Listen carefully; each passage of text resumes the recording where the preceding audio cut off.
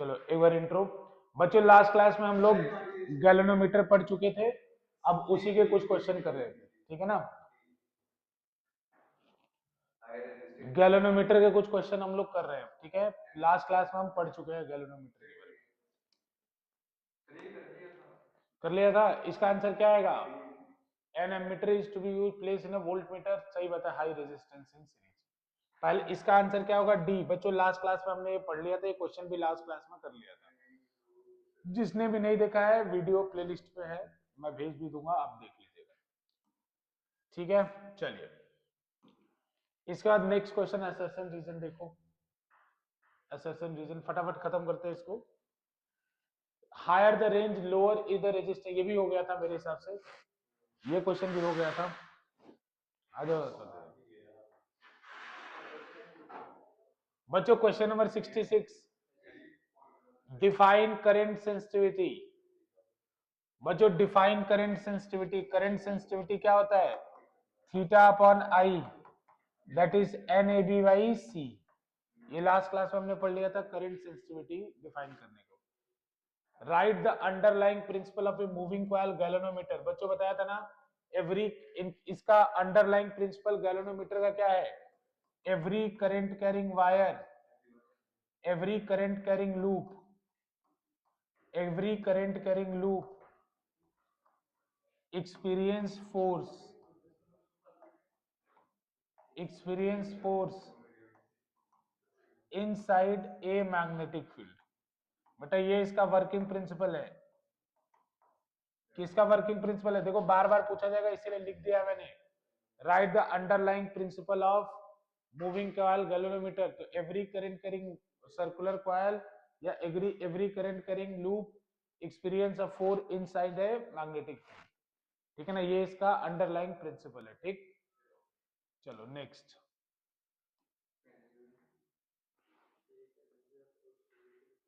Next बच्चों question number 66, आप 69 आपको सॉल्व करना है बेटा। चलो स्टार्ट करो। क्वेश्चन नंबर 69 आपको सॉल्व करना है। नहीं करो प्रॉपर रिजल्ट, पहले फॉर्मूला लिखो फिर करो।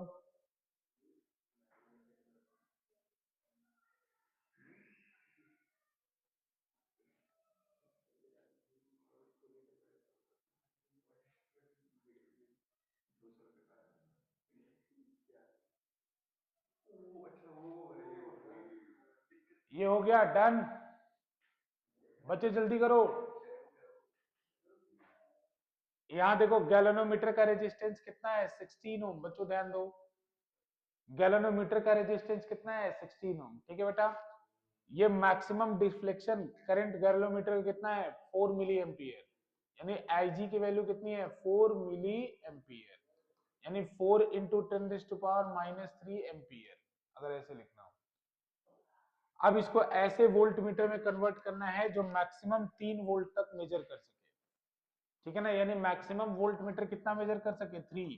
तो 3 वोल्ट मैक्सिमम वैल्यू है वोल्ट मीटर की जिससे वो मेजर कर सके। तो बच्चों लास्ट क्लास में मैंने बताया था कि अगर एक गैल्वेनोमीटर है, इसको वोल्ट मीटर में कन्वर्ट करना है तो इसमें एक लार्ज रेजिस्टेंस को सीरीज में जोड़ देते हैं। एक लार्ज रेजिस्टेंस को किस में जोड़ देते हैं? सीरीज में। लार्ज रेजिस्टेंस को सीरीज में जोड़ते हैं तब ये किसकी तरह काम करता है? वोल्ट मीटर की तरह। और जब सीरीज में जोड़ते बेटा तो इसमें करंट कितना जाता है? आईजी के बराबर। आईजी क्या है? वो करंट है जो गैल्वेनोमीटर बर्दाश्त कर सकता है, ठीक है बेटा। तो फिर वोल्टेज का फॉर्मूला क्या होता है बताओ मनन? वोल्टेज का फॉर्मूला क्या होता है? वोल्टेज का फॉर्मूला क्या होता है? आईजी इंटू आर प्लस जी या जी प्लस आर। अब तुमसे नहीं हो जाएगा, आर पूछा है, वी कितना दिया है? 3। अब हो गया ना। रेजिस्टेंस सीरीज में ऐड करना, आर की वैल्यू पूछा है, आर की वैल्यू बता दो। एच को एम्पियर में लेना है बेटा, इसलिए तो 4 इंटू 10⁻³ किया है। और जी गैल्वेनोमीटर का रेजिस्टेंस का फॉर्मूला होता है, ऐसे डायग्राम होता है तो वोल्टेज का फॉर्मूला होता है I G into R plus G. V3 दे रखा है, आई जी आर दे रखा है, और ये फटाफट से बच्चों सॉल्व कर लो आराम से। एक क्वेश्चन पक्का आएगा इस पे, याद रखना ये बात। नेगेटिव में आ ही नहीं सकता, कुछ गड़बड़ करे हो। नेगेटिव में तो आ ही नहीं सकता भाई, अगर नेगेटिव में आ रहा है तो तुम गड़बड़ करे हो कुछ।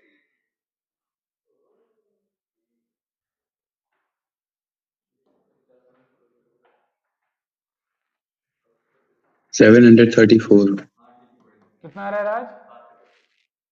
734। 734। IG 4 into 10 raised to power minus 3 R की वैल्यू निकालनी +16।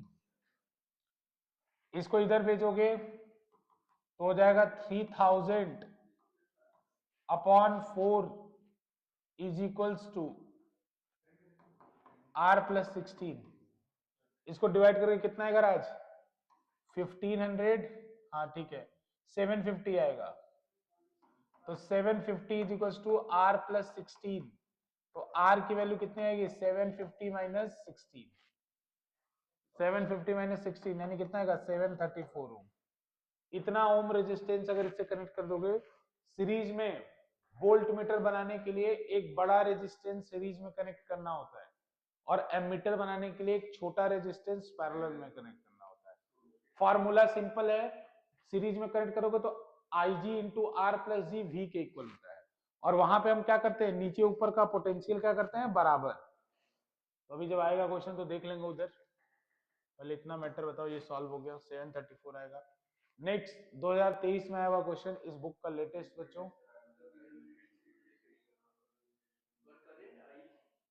Briefly described how current sensitivity can be increase. तो बच्चों अभी मैंने लिखा था करंट सेंसिटिविटी क्या होता है, deflection produced per unit current. Definition भी याद रखिए, deflection produced per unit current. इसका फॉर्मूला क्या होता है, NAB/C। तो नंबर ऑफ टर्न्स बढ़ा के, एरिया बढ़ा के, लूप का मैग्नेटिक फील्ड बढ़ा के, या टोरोजन कांस्टेंट को घटा के। इसका नाम क्या होता है, टोरोजन कांस्टेंट।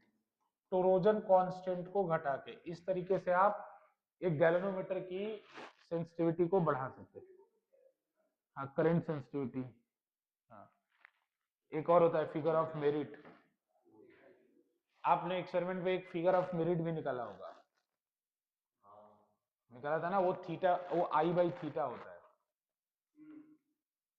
कि एक डिवीजन का डिफ्लेक्शन कराने के लिए कितना करंट चाहिए होता है। इसी को उल्टा कर दोगे तो फिगर ऑफ मेरिट हो जाता है, ये I/थीटा होता है।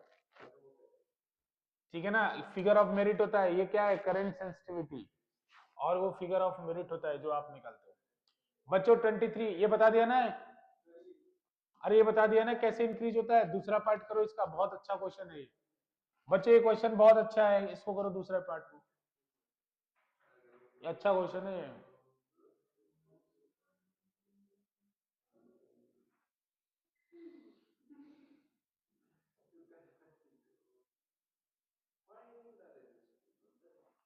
बच्चों ये थोड़ा सा ब्रैकेट लगाने में इससे गड़बड़ हो गया है, ये वाला जो ब्रैकेट है ना वो यहाँ रहेगा।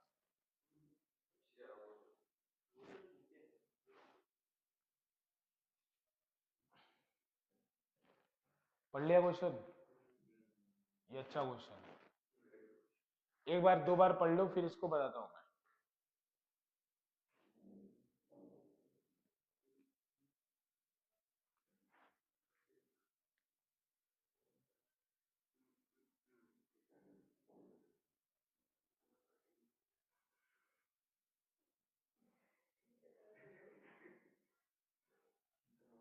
डन बच्चों, डन।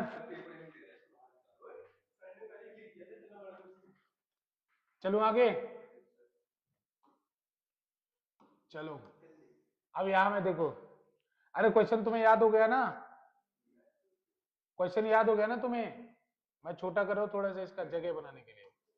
अब इधर सुनो ध्यान से बेटा, पहली पहली बार क्या बोला है, R1 रेजिस्टेंस ऐड किया है, इधर ध्यान दो, R1 रेजिस्टेंस ऐड किया है G में, R1 रेजिस्टेंस ऐड किया है, तो करंट देखो हमेशा फिक्स रहता है। IG क्या है, मैक्सिमम करंट जो गैल्वेनोमीटर सह सकता है, यानी जिस करंट पे गैल्वेनोमीटर का मैक्सिमम डिफ्लेक्शन होगा, तो IG फिक्स रहता है। अगर IG फिक्स है तो पहले केस में 0 to 1 है ना, तो पहले केस में मैक्सिमम वोल्टेज कितना है उसको देखो बस 1, तो पहले केस में होगा 1 is equals to IG into R1 plus G, R1 plus G. Second situation में क्या करेंगे, इसी जी में सेकेंड सिचुएशन में इसी जी में क्या लगा दिया गया R2, और इसमें करंट कितना जा रहा है IG करंट जा रहा है ना। अब देखो इसमें दूसरा इक्वेशन क्या बनेगा, 2 is equals to IG into R2 plus G, ये बनेगा ना। इन दोनों को डिवाइड मार दो, डिवाइड करोगे तो कितना आएगा 1/2 is equals to R1 plus G upon R2 plus G, cross multiply कर दो, R2 plus G is equals to 2R1 plus 2G। अब यहां से G की वैल्यू निकाल लो, G की वैल्यू कितनी आएगी, इसको उधर भेज दो और इसको इधर, तो G की वैल्यू आएगी R2 माइनस 2R1, आंसर। अरे कॉन्सेप्ट समझ में आ रहा है तुम लोग को, सिंपल कॉन्सेप्ट। अगर इसमें बार बार एक ही फॉर्मूला यूज हो रहा है, V is equals to IG into R plus G. Maximum वाले को देखना है आपको, इससे कम वाले को आपको नहीं देखना है, इधर ये फाइनल क्या वैल्यू मेजर कर रहा है उसको देखना है आपको। पहले 1 मेजर कर रहा था 0 to 1, अब बाद में क्या मेजर कर रहा है 0 to 2। बहुत आसान है, ये फ्री के मार्क्स होते हैं, ये फ्री के मार्क्स होते हैं, अगर नहीं पाओगे तो फिर मिस्टेक बहुत भारी है। ये बहुत फ्री के मार्क्स होते हैं बच्चों, इसमें कुछ नहीं होता है। ठीक है, हो गया डन। एक और क्वेश्चन हमसे छूट गया था, उसको भी देख लो। ये ऊपर वाला हम छोड़ के जल्दी में आ गए थे, देखो यहाँ पे है जो, इसको करो।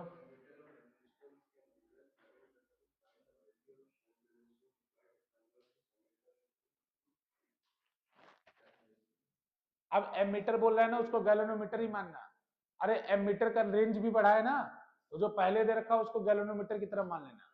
हाँ, मतलब पहले जो IG क्या मान लेना 1, और G क्या मान लेना 0.8। तो डायग्राम बता देता हूं मैं।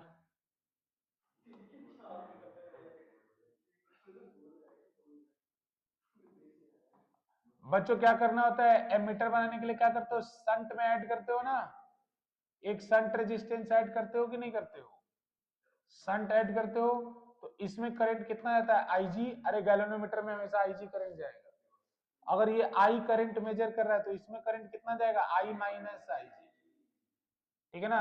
तो देखो IG की वैल्यू यहाँ कितनी है 1 एम्पियर, और I की वैल्यू कितनी है 5 एम्पियर। तो मैंने बताया था ये दोनों पैरेलल में है, तो इनका वोल्टेज क्या आएगा बराबर, तो यानी S into I minus I G is equals to I G into G. अरे यहाँ का वोल्टेज आई आर, यहाँ का भी वोल्टेज आई आर, तो ऐसे इक्वेट कर दो, सबकी वैल्यू डाल दो। अब कर लोगे, अब तो कुछ नहीं है, वैल्यू डालो खत्म करो बात, अब तो आंसर ही आ गया डायरेक्ट। कैपिटल जी गैल्वेनोमीटर का रेजिस्टेंस होता है, या गैल्वेनोमीटर एमीटर को मान लो ना।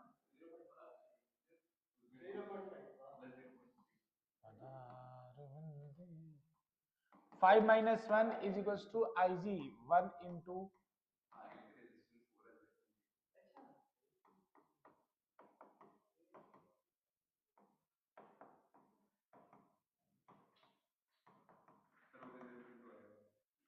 0.2 ओम। हो गया। अरे समझ में आ रहा है, बस ये जिसको सर्किट याद रहेगा ना उसका कोई गलती नहीं होगा।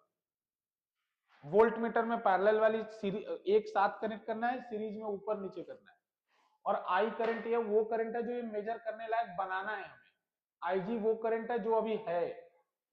तो संट में से कितना करंट जाता है आई माइनस आई जी, और यहाँ का आई आर और यहाँ का आई आर बराबर कर देना है।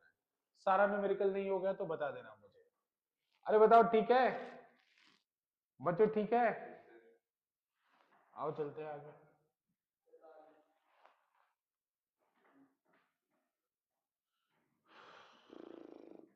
Define current sensitivity of A galvanometer, right its expression नहीं लिखूंगा। ठीक है, समझ में आ रहा ना? एक गैल्वेनोमीटर है resistance G shows full scale deflection for IG, सही बात है, पता था। How can it be converted into ammeter? Diagram बनाएंगे, स्टेटमेंट करें, स्टेटमेंट लिखेंगे, वो स्टेटमेंट लिख के नहीं आपको प्रूफ करके दिखाना पड़ेगा, प्रूफ करके दिखाना पड़ेगा भाई।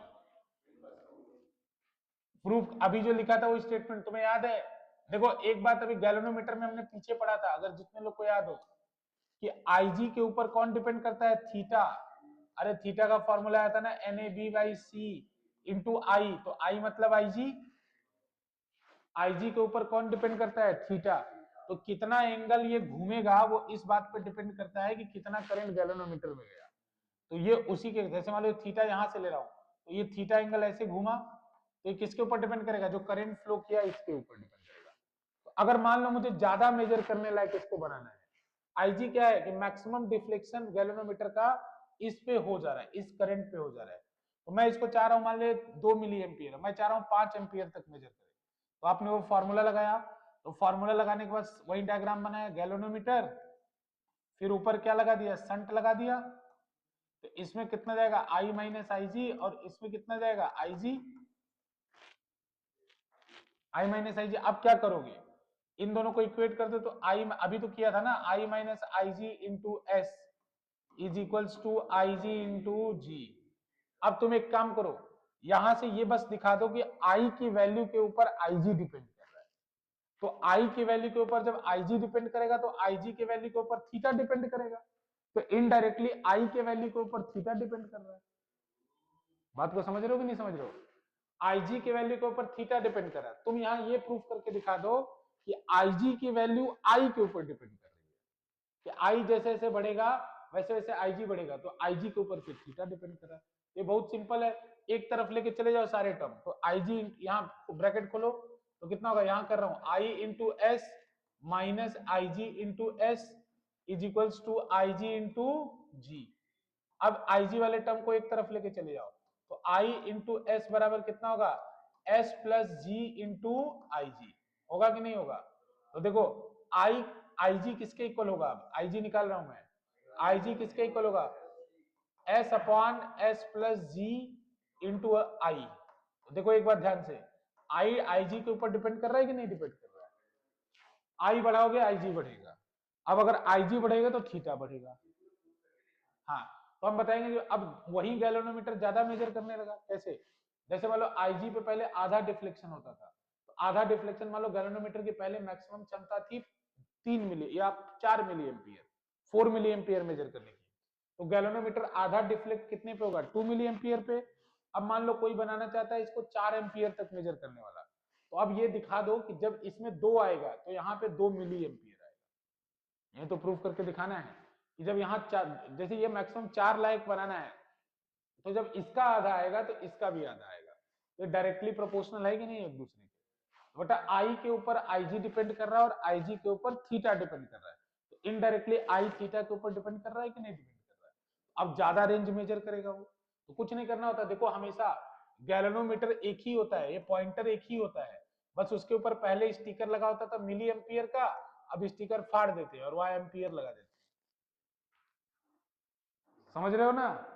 बस एक स्टिकर हटा दिया, बस क्या किया? ऊपर एक संट, तो अब पहले जैसे 2 मिली एम्पियर पे बीच में आता था, तो अब 2 एम्पियर पे बीच में आएगा, क्योंकि जब वहां 2 एम्पियर होगा तो यहाँ 2 मिली एम्पियर होगा।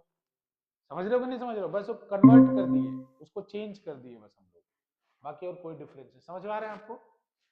यही एक्सप्लेन करके दिखाना कि आईजी डिपेंड अपॉन आईजी, मतलब IG depend upon I and theta depend upon IG, hence now it will measure the maximum voltage। अरे रुको, तुम घबरा जाते हो, ये भी इसका क्वेश्चन आएगा, होएगा नहीं, घबराते हो मत, घबराओ मत, घबराया मत करो। आपके पास जितना आप सोचते हैं उससे ज्यादा टाइम होता है। जैसे आप कोई चीज जल्दबाजी मत किया करो, आप जितना टाइम सोचते हो ना उससे ज्यादा टाइम होता है। जैसे अगर अभी जल्दबाजी में खत्म कर दोगे तो तुम्हें बाद में नीड लगेगी कि चैप्टर को दोबारा रिवाइज करना है, वो फील होगा तुम्हें बाद में। अभी थोड़ा सा स्लो करोगे तो बाद में तुम्हें नीड नहीं लगेगी, नहीं नहीं रिवाइज करना है, मुझे आ गया अभी। थोड़ा सा घबराओ मत, जो चीज को जितना टाइम बनता है, और एक क्वेश्चन इसमें पक्का आएगा, मैं बता रहा हूँ, देख लो कोई साल रेयर ये मिस हुआ हो, 2023, 2020, 2019, मतलब बहुत रेयर होगा, ठीक है ना, ये मिस हुआ हो, तो इसलिए जो सेम होगा वो मैं खुद ही नहीं कर रहा। जैसे देख रहा है ना, how can it convert into ammeter to measure current up to I naught, नहीं करूंगा, अभी तो करके दिखाया था। What is the effective resistance of this ammeter, बताओ मनन, चलो बताओ, what is the effective resistance of this ammeter. अरे एमीटर में कन्वर्ट किया, अब उसका इफेक्टिव रेजिस्टेंस बताओ, फॉर्मूला बताओ, मैंने बताया हूँ एमीटर का। ए गधा, इधर मेरी तरफ देखो, उसकी कॉपी में बताओ, कल नहीं बताओ, आज बताओ मेरे को, आ गधा कहीं का, आज बताओ मेरे को। अभी आज मैं इतना सारा डायग्राम बना चुके हो, तुम कहाँ जी रहे हो, तुम्हारा दिमाग कहाँ है, इफेक्टिव रेजिस्टेंस बताना है, गधा कहीं का। अभी ऐसे ऐसे इतना सारा मैं अभी क्वेश्चन करा चुका, ये आईजी है, ये ऐसे इफेक्टिव रेजिस्टेंस तो पैरेलल में ऐड करना नहीं आता है। इफेक्टिव रेजिस्टेंस कितना आएगा, आर इफेक्टिव कितना आएगा, एस इंटू जी अपॉन एस प्लस जी, बस यही लिखना था, और क्या लिखना था। इफेक्टिव रेजिस्टेंस का मतलब क्या होता है, इन दोनों का पैरेलल कॉम्बिनेशन, तो 1 upon S plus 1 upon G equal to 1 upon R equivalent, solve करके यही आएगा। चलो बताओ वोल्ट मीटर का इफेक्टिव रेजिस्टेंस कितना होता है, वोल्ट मीटर का इफेक्टिव रेजिस्टेंस कितना होता है, गधा कहीं का, अभी डायग्राम बनाया था, बुद्धि काम नहीं कर रहा है इसका। ये आर होता है, ये जी होता है, आर प्लस जी होता है, वोल्ट मीटर का इफेक्टिव डायग्राम, इफेक्टिव रेजिस्टेंस कितना होगा, आर प्लस जी।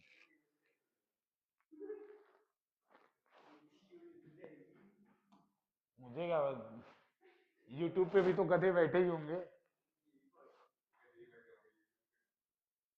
अरे कोई बात नहीं, फटाफट देखो, फिर नहीं करेंगे ना। Briefly explain how a galvanometer is converted to ammeter, सुनो ध्यान से, एक्सप्लेन करना है, बार बार सेम क्वेश्चन आ रहा है, गैल्वेनोमीटर एमीटर में कैसे कन्वर्ट होता है। A very small resistance is connected, shunt resistance, लेकिन ये लिखना पड़ेगा स्मॉल रेजिस्टेंस। एक गैल्वेनोमीटर कॉइल है, रेजिस्टेंस ऑफ 15 ओम, बताओ ये सिंबल में बताओ 15 ओम क्या है। एक गैल्वेनोमीटर कॉइल है, रेजिस्टेंस ऑफ 15 ओम, वो क्या है, सिंबल में बताओगे। ये जी एस में से क्या है, जी है, गैल्वेनोमीटर का रेजिस्टेंस है, and it shows full deflection at 4 milliampere, बताओ सिंबल में 4 मिली एम्पियर क्या है, गाई जी है। Convert into an ammeter of range 0 to 6, बताओ आई की वैल्यू क्या है, 6 है। अब चलो ये करके दिखाओ सही से तुम लोग, तब मैं मानूंगा। इसको सही से निकाल के दिखाओ, इसको सही से करके निकालो, 72, 72 सही से मानना चाहिए एकदम मेरे को आंसर, तब मैं मानूंगा, सही से एकदम बताओ। आज के लिए ना, अभी मानो, तुम ही बोले हो क्लास करिए सर, क्लास करिए, तो चलो क्लास किया, तो अब तो पढ़ना पड़ेगा। ये कैंसिल करवा रहा, चलो चलो जल्दी करो, जल्दी जल्दी करो, तो सीरियस होकर पढ़ लो ना इसको। अरे फटाफट करो, इसमें टाइम इतना क्यों लगा रहे हो, पढ़ लो। कन्वर्ट करना है तुम्हें 0 से 6 में, अरे वो बताना होगा कितना ऐड कर देने पे हो जाएगा कन्वर्ट, एस बताना है बस। हाँ नहीं बताऊंगा आपकी बात, निधि तुम भी निकाल के दिखाओ बेटा।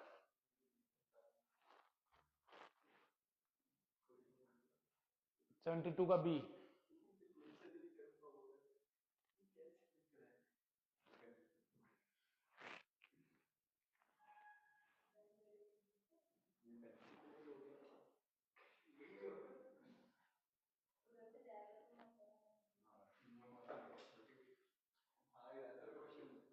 कोई बात नहीं, करो बेटा, आप लोग करो।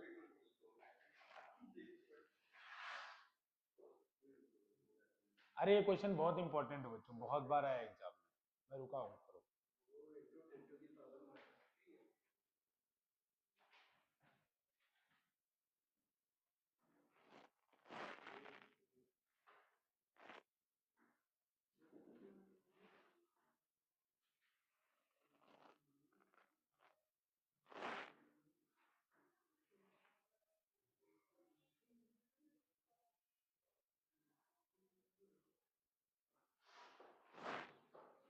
उत्सव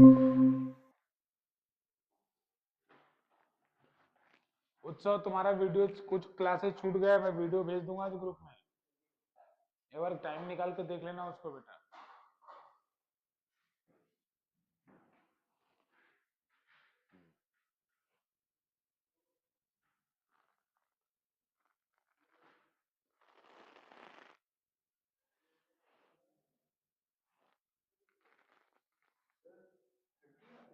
मेरे को पता नहीं आंसर। राज कितना आ रहा है?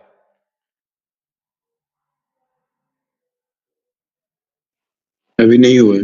करो जल्दी।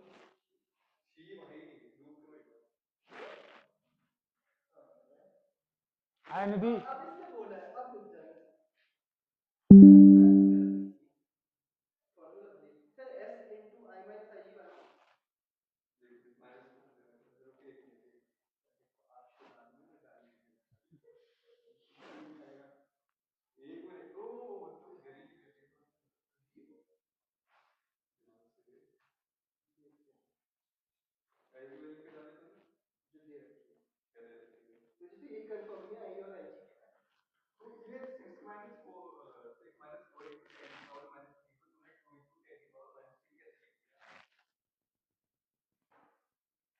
चलो मैं अब करके दिखाता हूँ, तुम लोग कहोगे देखो इधर।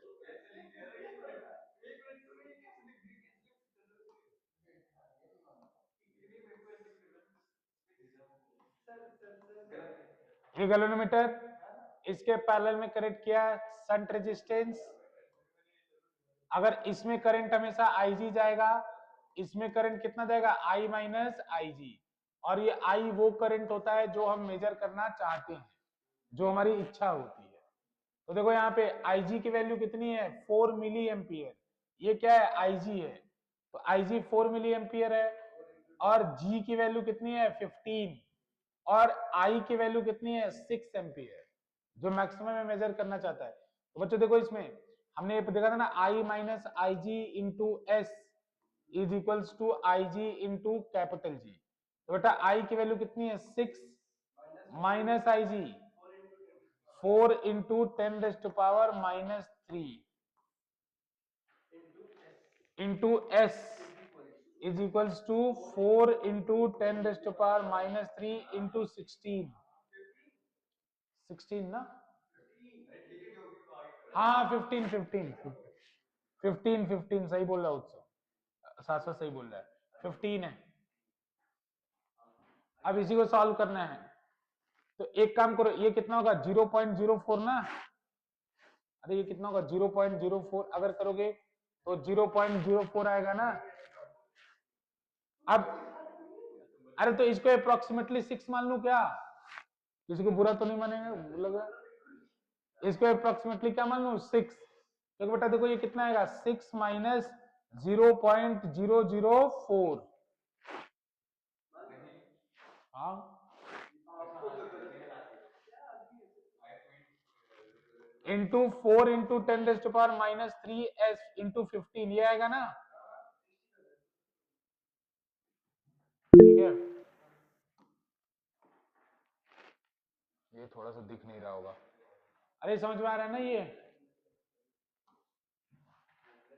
इधर ध्यान दो, उसको 6 ही लिख रहा हूं मैं। 0.01 ओम।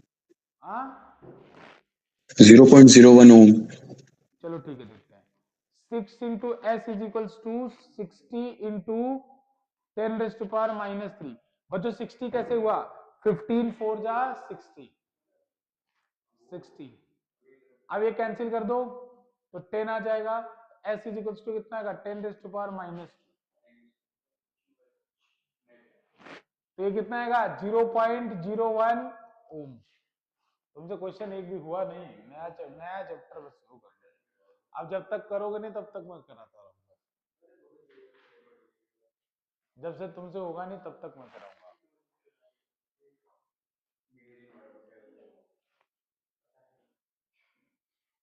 ठीक है, डन।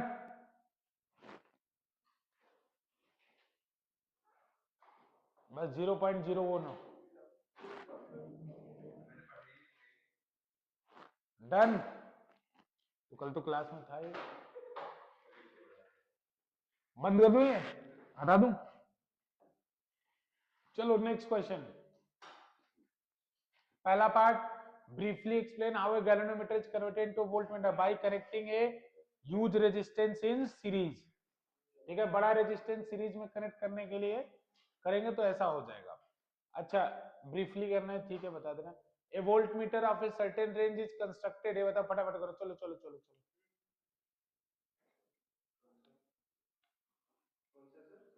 74 का बी पार्ट, 74 का बी पार्ट, अच्छा क्वेश्चन मेरे को लग रहा है। देखो 19 वाला उठ के आएगा, अब की बार तुम लोगों को भी करके दिखाओ मनन, तब मैं आगे चलूंगा। अगर आगे ले जाना चाहते हो तो करके दिखा दो।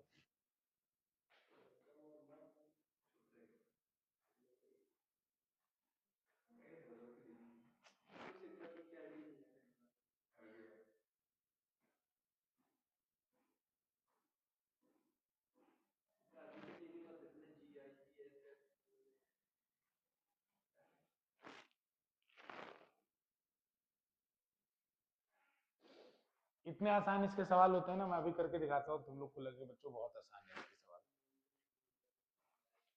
अरे तुम फॉर्मूला लिखो ना, दो बार इक्वेशन बनाओ, एक बार आर की वैल्यू 980 रखो और एक बार आर की वैल्यू 470 रखो। नहीं कर पाओगे ना, अब देख लो मैं ही करता हूँ। अभी तुम लोग कह रहे थे फिर कि सर आगे बढ़ो, अरे आगे कैसे बढ़ जाऊं, अब इधर देख लो, अरे इधर देख लो काम हो जाएगा। अब पढ़ लिया है ना क्वेश्चन, तो बच्चों 980 एक बार, तो फॉर्मूला क्या होता है पहले बताओ, डायग्राम क्या होता है, मैं बार बार डायग्राम बना रहा हूं, डायग्राम। ये आर होता है, इसमें करंट कितना आता है आईजी, ये कितना वोल्टेज मेजर करता है, V is equals to I G into R plus G. तो पहली बार आर की वैल्यू कितनी है 980, तो 980 प्लस जी, 980 प्लस जी ना। और सुनो दूसरी बार क्या बोल रहा है कि जब 470 ऐड कर रहा हूं तो रेंज आधा हो जा रहा है, तो V/2 कर दो is equals to I G into 470 plus G, divide मार दो। अब क्या बोला है, find the resistance of the galvanometer, divide मार दो, जी निकल जाएगा। कितना बेकार क्वेश्चन है,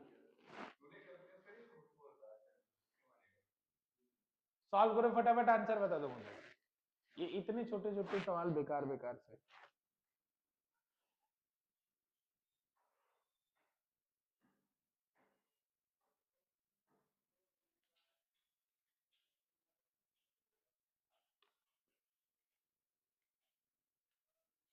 हाँ एक क्वेश्चन आया मस्त, उसको मैं बताता हूँ, 2017 वाला, फटाफट निकालो निकालो सब लोग, राज बताओ आंसर कितना आया, डिवाइड मार दो इसको। हाँ ये तो उसका उसका क्रिटिसिज्म तो हो गया ना, क्योंकि फेल हो गया टेस्ट में ही वो।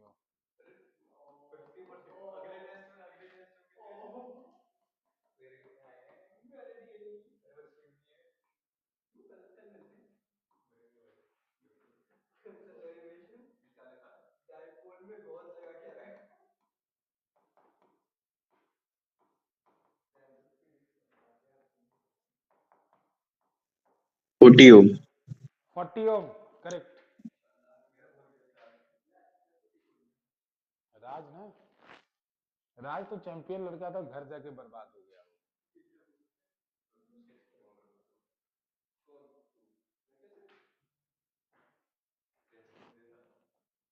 ठीक है हो गया, चलो नेक्स्ट चलते हैं।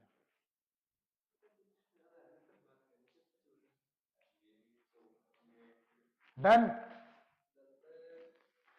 चलो अगला क्वेश्चन देख लो, इसमें एक पॉइंट बहुत इंपॉर्टेंट है, इसको मार्क कर लेना जो मैं बता रहा हूं, क्योंकि इधर बीच कम आया है, लेकिन ये पहले पहले लास्ट सुनो ध्यान से, जो लास्ट 10 साल थे ना उनमें क्वेश्चन काफी बार पूछा गया है, मतलब ऐसा मान लो 2-3 साल से पूछा नहीं जा रहा है, लेकिन उससे पहले क्वेश्चन काफी बार रिपीट होता था। इसीलिए बच्चों ये क्वेश्चन क्या पता तुम्हारी किस्मत अच्छी हो और रिपीट हो जाए। इसमें एक क्वेश्चन पूछता है कि describe the working principle of moving coil galvanometer. पता है आपको कि हर करंट कैरिंग कॉइल एक मैग्नेटिक फील्ड के अंदर टॉर्क एक्सपीरियंस करता है, ये इसका वर्किंग प्रिंसिपल है। और why it is necessary to use a radial magnetic field, मैं ये वाला बात बोल रहा था। इसका क्वेश्चन का आंसर बार बार पूछता है कि why it is important to use a radial magnetic field. तो बच्चों रेडियल मैग्नेटिक फील्ड क्यों हम यूज करते हैं? रेडियल मैग्नेटिक फील्ड यूज करते हैं सो दैट कि थीटा की वैल्यू क्यों 90 डिग्री। अरे हमने एक फॉर्मूला लिखा था ना, NIAB sine theta, NIAB sine theta लिखा था ना, so that the angle between M and B 90 degree, magnetic dipole and magnetic field B 90 degree. Radial structure इसीलिए लेते हैं ताकि उन दोनों के बीच में एंगल क्या बने, 90 डिग्री बने, ठीक है। दूसरा so that the angle between the M and B be 90 degree। M मतलब magnetic dipole and magnetic field भी 90 डिग्री, ठीक है ना, ठीक है। पॉइंट बी क्या बोले, cylindrical soft iron core of A galvanometer. बच्चों सॉफ्ट आयरन कोर ही क्यों लेते हैं, सिलिंड्रिकल सॉफ्ट आयरन कोर, क्योंकि ये मैग्नेटिक फील्ड फिर इसी के थ्रू पास होगा, मैग्नेटिक फील्ड फिर इसके थ्रू पास होगा, to pass the magnetic field through the core, तो ये कोर से पास होता है ना, इस वजह से। बच्चों सॉफ्ट, जैसे जैसे मैग्नेटिक फील्ड को करंट की तरह समझो, तो जिधर रेजिस्टेंस कम रहता है उधर करंट ज्यादा जाता है कि नहीं जाता है, तो वैसे ही जिधर सॉफ्ट आयरन है मैग्नेटिक फील्ड भी उसी तरह, जिधर उसका कंडक्टिंग पाथ होता है उधर वो ज्यादा जाता है। तो कंडक्टिंग पाथ किसमें होता है, सॉफ्ट आयरन कोर में मैग्नेटिक फील्ड चलना प्रीफर करता है।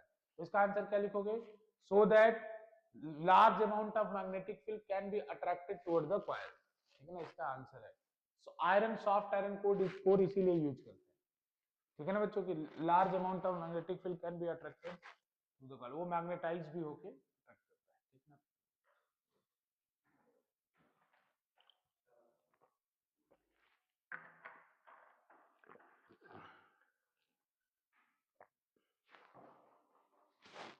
हो गया बच्चों, डन। अरे बस ये छोटे से लिखना था, उसमें कुछ दिक्कत है बाकी।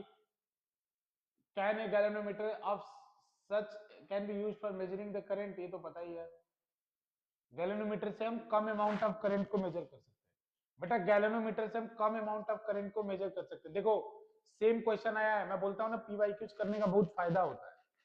देखो बोल रहा है कि R1 रेजिस्टेंस पे V तक मेजर कर रहा है, R2 रेजिस्टेंस पे V/2 तक मेजर कर रहा है, तो तुम्हें रेजिस्टेंस निकालना है गैल्वेनोमीटर का।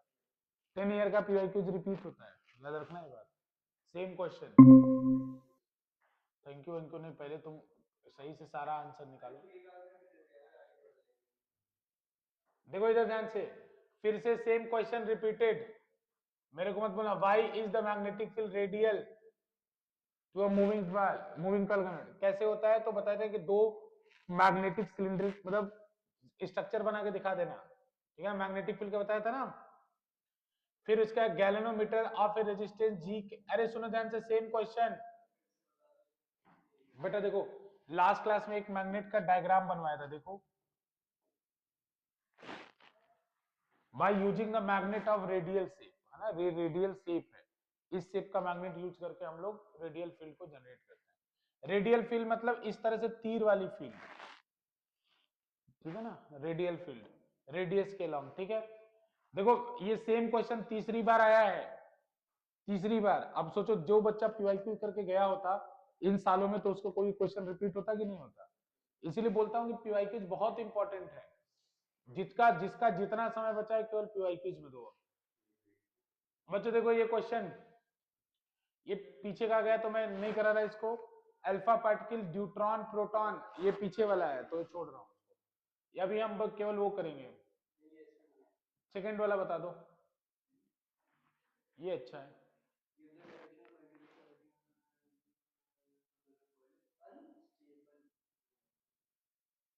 डायरेक्शन ऑफ मैग्नेटिक फील्ड बताना है जिससे अनस्टेबल इक्विलिब्रियम में हो।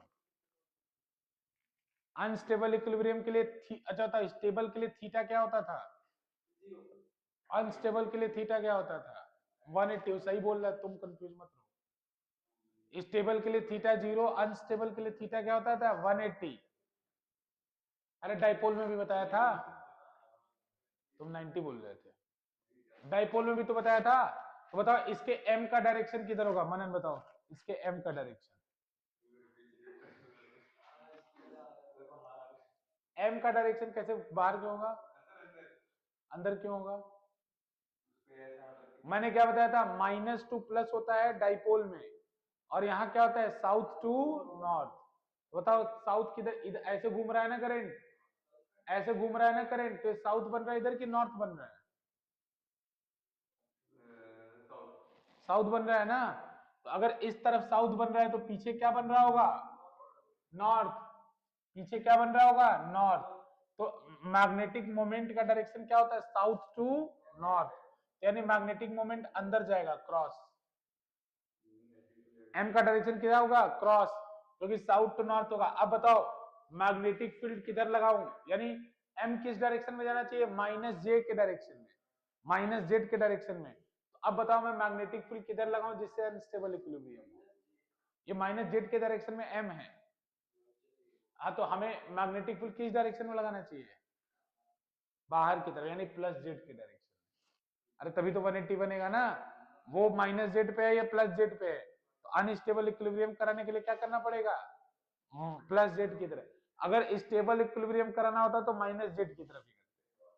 अच्छा को हाँ अनस्टेबल पूछा था ना, इसलिए +z की तरफ। अरे ये क्वेश्चन मार्क करना मनन, सब लोग मार्क करना, ये क्वेश्चन रिवाइज करके जाना जरा बच्चे, ये क्वेश्चन रिवाइज करके जाना, सेकंड वाला इंपॉर्टेंट क्वेश्चन है ये, इसमें अच्छा कॉन्सेप्ट पता चल रहा है तुम लोग को, रिवाइज करके जाना इसको,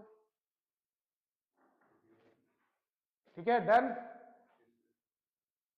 मैग्नेटिक डाइपोल का डायरेक्शन देखने के लिए साउथ टू नॉर्थ, ठीक है ना, साउथ टू नॉर्थ। तो साउथ पोल किधर बनता है, जिधर करंट क्लॉकवाइज घूमता है। नॉर्थ पोल किधर बनता है, जिधर एंटी क्लॉकवाइज घूमता है। बस मैग्नेटिक फील्ड का डायरेक्शन देख लो। हाँ, why do is low resistance emitter, वाह रे वाह, so that it cannot disturb the original current of the circuit। बेटा अगर इसका खुद का रेजिस्टेंस होगा तो ये खुद आर इक्विवेलेंट में ऐड करोगे ना इसको, तो सर्किट का ओरिजिनल करंट चेंज हो जाएगा ना, so that it cannot disturb the original current of the circuit। ये इसका रीजन है, ये भी तुम ये पूरा क्वेश्चन ही कर लेना 78, इसमें सब गड़बड़ हो रहा है तुम लोग का। 79 नहीं कराऊंगा, देखो फिर बोल रहा हूं मैं, मेरी बात को गलत तो नहीं होना चाहिए भाई। Justify the necessity of using radial magnetic field, तीसरी बार आया है ये, तीसरी बार आया है जस्टिफाई द लास्ट पीआई किस में। A galvanometer can volt 2 kilo series with galvanometer, first क्या बोल रहे हैं, 2 volt by connecting galvanometer can be converted into voltmeter by measure up to V volt by connecting 2 kilo, क्या बताना है इसमें। अच्छा अच्छा अच्छा अच्छा, ठीक ठीक ठीक, अरे सेम क्वेश्चन है। देखो बोला V तक मेजर करने के लिए 2 किलो ओम है, तो V/2 मेजर करने के लिए कितना होगा, ये सुनो, V/2 मेजर करने के लिए कितना रेजिस्टेंस होगा, अरे कर लोगे ना। और फिर उसके बाद देखना, चेक कर लेना दोनों, 2V मेजर करने के लिए 5 किलो ओम है, तो V/2 मेजर करने के लिए कितना होगा। दो बार दो इक्वेशन बनेगी, एक बार इसको लेके और इसको लेके बनाना, एक बार इसको लेके इसको लेके बनाना, डिवाइड मार देना।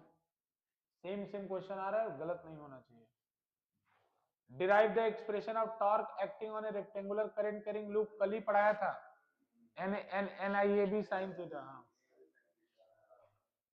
Obtain the expression for deflecting torque, ठीक है, वाई इज द रेड, देख लो भैया फिर बता रहा हूं, अगर किसी से गलत हो गया सच बता रहा हूं, देख लो, Y is a radial magnetic field employed in the moving coil galvanometer, चौथी बार,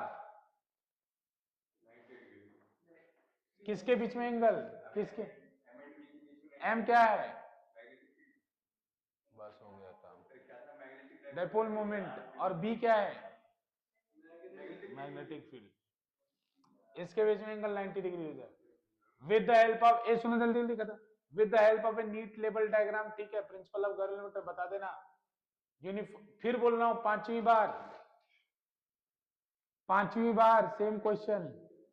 अगर क्रिस बेटा गलत हो गया ना, अभी इमोजी दे रहे हो, अगर पेपर में आ गया क्वेश्चन वो गलत हो गया तो सोच लेना तुम ध्यान से कि what is the function of uniform radial field, ठीक है ना।